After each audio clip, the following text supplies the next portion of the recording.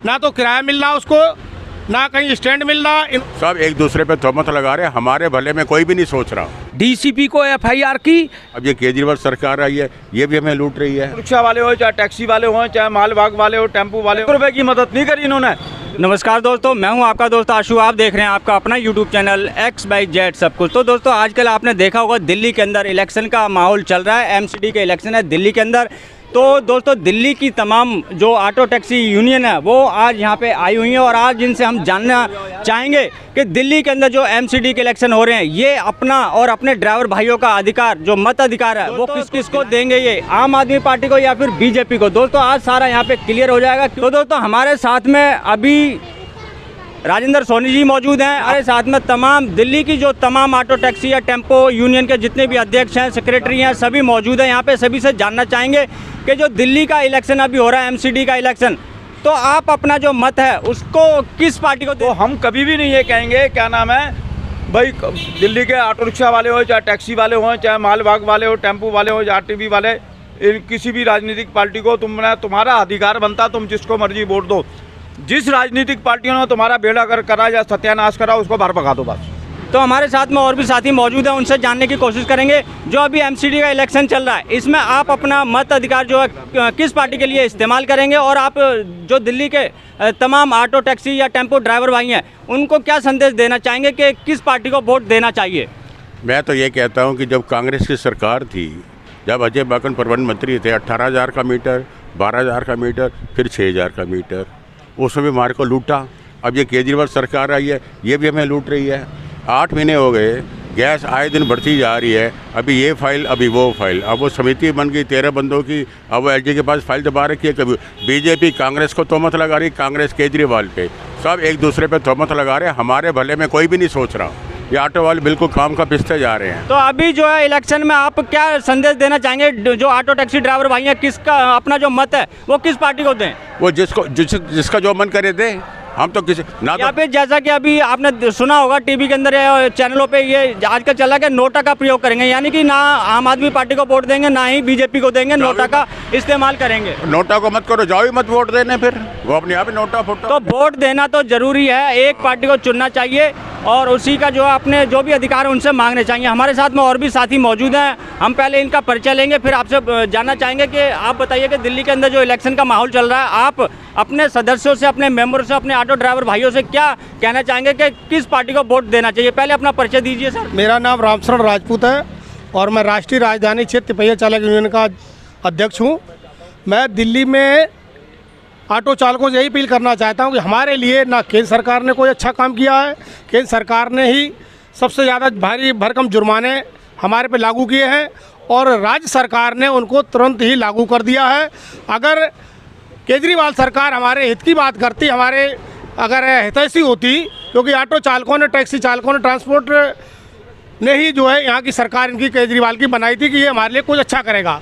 49 दिन की जो सरकार थी उसमें भ्रष्टाचार को देख करके ही लोगों ने इनको वोट किया, लेकिन अब ये सरकार जो भ्रष्टाचार के नाम पर, भ्रष्टाचार खत्म करने के नाम पर आई थी, ये देश की सबसे भ्रष्ट पार्टी बन गई है। आज ऑटो चालक परेशान है, ना तो किराया मिल रहा उसको, ना कहीं स्टैंड मिल रहा। इन्होंने जो वादे किए थे एक भी वादा पूरा नहीं किया। कई लोगों के ऐसे ऑटो हैं जो बेचारे पूरी किस्तें भर चुके हैं और गाड़ी उनके नाम नहीं हो पा रही है। आज कोरोना काल में कई लोग दिल्ली छोड़ के चले गए जिनके ऑटो थे, फाइनेंसर गाड़ियां नाम नहीं करा पा रहे क्योंकि सरकार की नीयत अच्छी नहीं है। सरकार हर जगह पैसा चाहती है। सरकार ये चाहती है कि हमारी पहले जेब भरो और हम वो पैसा प्रचार में खर्च करें। जनता के हित में कोई काम नहीं करना चाहती है, ज़्यादा से ज़्यादा प्रचार पैसा खर्च कर रही है केजरीवाल सरकार। तो मैं यही करना चाहता हूं कि केंद्र सरकार, राज्य सरकार ने किसी ने भी दिल्ली के ऑटो चालकों के लिए, टैक्सी चालकों ने कोई अच्छा काम नहीं किया है। मैं किसी से ये नहीं कहता हूं कि आप किसको वोट दो। मैं ये जरूर कहना चाहता हूं, जब कांग्रेस सरकार थी तो कांग्रेस सरकार के जो भी मंत्री थे वो सभी ऑटो टैक्सी चालक यूनियन वालों से बात करते थे और हमारी बात को सुना जाता था। दिल्ली के अंदर जब से केजरीवाल सरकार बनी है, इन्फोर्समेंट डिपार्टमेंट वालों ने जीना आराम कर रखा है। पहले 86 का लॉक नहीं लगता था, अब गाड़ी बंद होती है, पहले जुर्माना लगाते हैं, इसके बाद गाड़ी बंद कर दी जाती है, फिर इसके बाद 7 दिन के लिए फिर नोटिस दिया जाता है। उसमें महीनों ड्राइवर के बर्बाद हो जाते हैं, किस्तें टूट जाती हैं, फाइनेंस अलग से परेशान करता है। तो इसलिए जहाँ जिसका दिल करे वोट दे, चाहे सरकार को दे, चाहे केंद्र सरकार के जो भाजपा में दे या केजरीवाल में दे या कांग्रेस में दे, हम किसी का सपोर्ट नहीं कर रहे ऑटो चालक। अगर नोटा में देना चाहे तो नोटा में दे दे। तो दोस्तों आप यहाँ पे देख सकते हैं तमाम ऑटो टैक्सी यूनियन के जो भी मेंबर यहाँ पे आए हुए हैं वो किसी भी पार्टी से खुश नहीं है, सभी से नाराज है। तो हमारे साथ में और भी साथी लोग मौजूद हैं, तो मैं उनसे भी जानने की कोशिश करूँगा कि जो अभी जो दिल्ली सरकार है वो दिल्ली से बाहर जैसे इलेक्शन हो रहे होंगे, अपना गुजरात हो गया, हिमाचल हो गया, अन्य राज्यों में भी जाके कहते हैं हमने दिल्ली के जो ड्राइवर हैं, ऑटो टैक्सी ड्राइवर, उनकी ज़िंदगी जो है बेहतर कर दी है, उनको बहुत सारी सुविधा दे दी है, उनको ऑनलाइन सर्विस ऐसी कर दी है, उनका कोई पैसा खर्च नहीं होगा, सारी दलाली ख़त्म कर दी है। तो आप इस पर क्या कहना चाहेंगे? दिल्ली के जो ड्राइवर हैं वो केजरीवाल सरकार से क्या खुश हैं? देखो जी, ये सब झूठ बोलते हैं केजरीवाल जी। इनके लिए ऑटो वालों ने 2 महीने 4 महीने खूब मेहनत करके अपने चालान कराए, इनका एडवर्टाइज किया।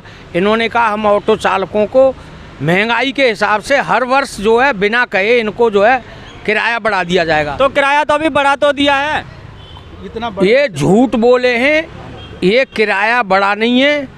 वोट के लिए वोट हमको दे दें ऑटो वाले, उनके परिवार वाले, उनके साथी वोट डालें, इसलिए इन्होंने हमको एक टॉफी दे दी है मीठी। अच्छा, आपके कहने का मतलब है ये किराया अभी दिल्ली के अंदर कोई ऑटो टैक्सी का नहीं बढ़ाया गया, यानी कि आपका कहने का मतलब है ड्राइवर भाइयों को लॉलीपॉप दिया गया है। लॉलीपॉप दिया गया है ताकि जे वोट हमको दे दें और हम जीत जाएं, हमारी एमसीडी में भी सरकार बन जाए। अगर आपके कहने का मतलब अगर जीत गए तो किराया बढ़ा देंगे, अगर हार गए तो उसको फिर ऐसे लटका रहने देंगे? बिल्कुल जी, हो सकता है, राजनीति नेता हैं, कुछ भी कर सकते हैं, इनका कोई भरोसा नहीं। ये केवल अपने पैसे लूटने के लिए, अपने बच्चों के लिए, उसके लिए, पब्लिक के लिए कोई सरकार कुछ नहीं करती। और दिल्ली की पुलिस तो बिल्कुल कोई काम नहीं कर रही है, अत्याचारी करती है। रिपोर्ट कराने जाओ, बिल्कुल रिपोर्ट करने वाले को धमकाती है, जुर्म करने वाले को नहीं धमकाती। और जो जुर्मी जो परेशान है जो रिपोर्ट करने उसको धमकाती है, कोई काम नहीं करती।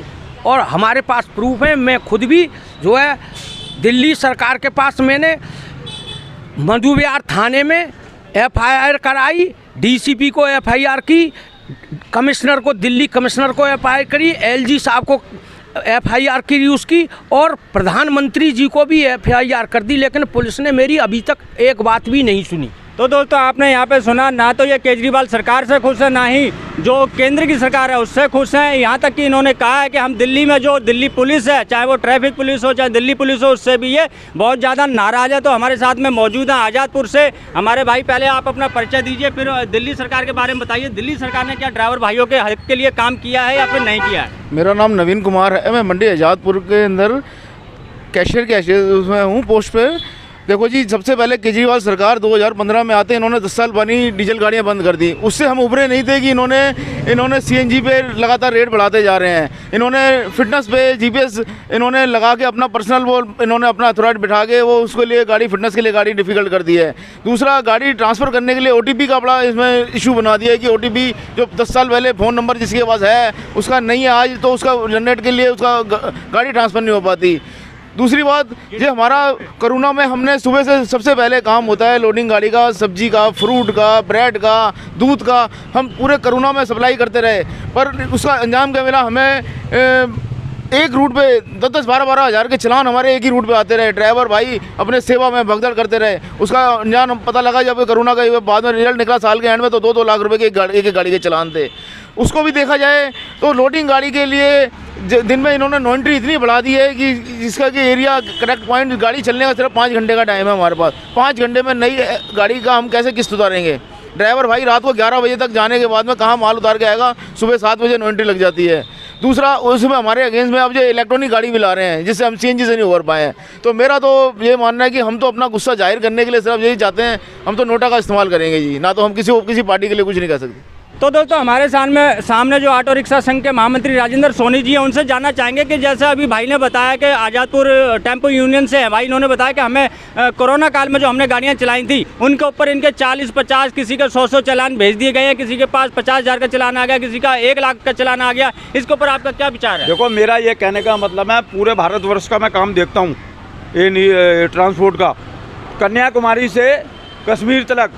कोरोना काल के अंदर जो हालत इनकी हुई है, जो हालत इनका नुकसान हुआ है, क्या नाम है, कोरोना इनकी बैंकों की गाड़ियाँ उठ गई, ले गए, किससे नहीं पहुँच पाई।